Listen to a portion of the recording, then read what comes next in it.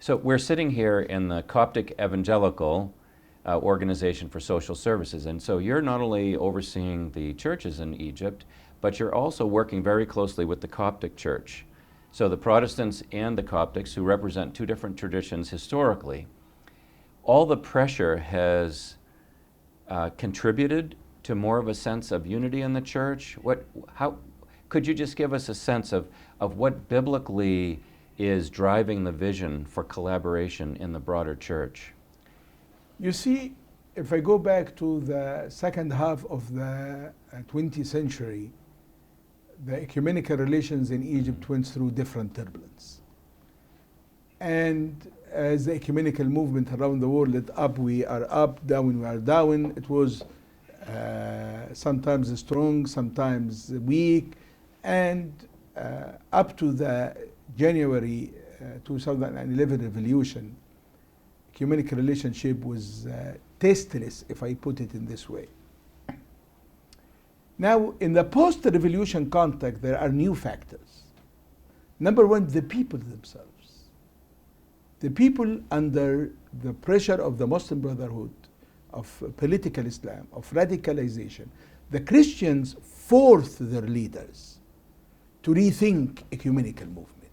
So the pressure came from down to top, not from top to down. To strengthen ecumenical relations? To strengthen ecumenical relations. So the solidarity was as a part of the political situation? The political situation, the Christians themselves, the masses themselves, they said that we are facing pressures, we are facing a time of crisis, why we are divided.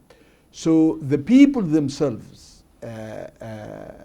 push for a more of ecumenical reconciliations, a solidarity. Another important dimension, there were new leaderships everywhere. Mm-hmm.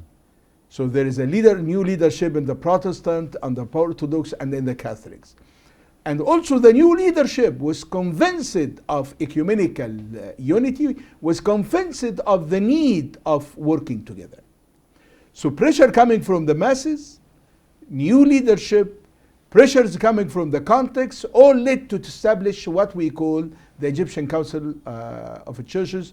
For the first time in the history of Egypt, we have Egyptian Council of Churches, whereas Orthodox, Protestant, Catholics, Anglicans, Rome Orthodox, the five churches, we came together to develop the Egyptian Council of Churches.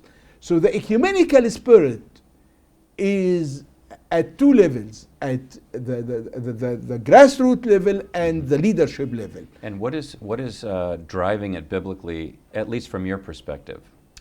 Well, I think the dream of the unity of the church is rooted in the life of Jesus himself. Mm-hmm. He spoke about the unity, and he gave illustrations of the unity between believers in the same manner as the unity between the Father and the Son. And if you look to John 17, mm-hmm. it's a very strong basis, and also the apostles, John, Peter, Paul, and others, if you don't love your brother who you see, how you can love the God who you don't see?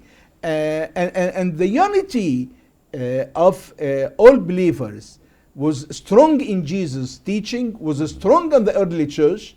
And if you look to the discussions between the church in Gentile and the Jewish church, because we have two different styles of the churches, mm-hmm. so the call for unity, the call for cooperations, the call for building the kingdom of God, rooted in Jesus, rooted on the teaching of the apostles, rooted in the early church. So we have a theological ground that moves us. I always spoke about the dream of unity from the Samaria to the Galilee, from the Samaritan mm-hmm. Mountains to the Galilee mountains, mm-hmm. and the unity of people of God. I think it is go back to the early of Jewish people when they divided to two kingdoms, and the 12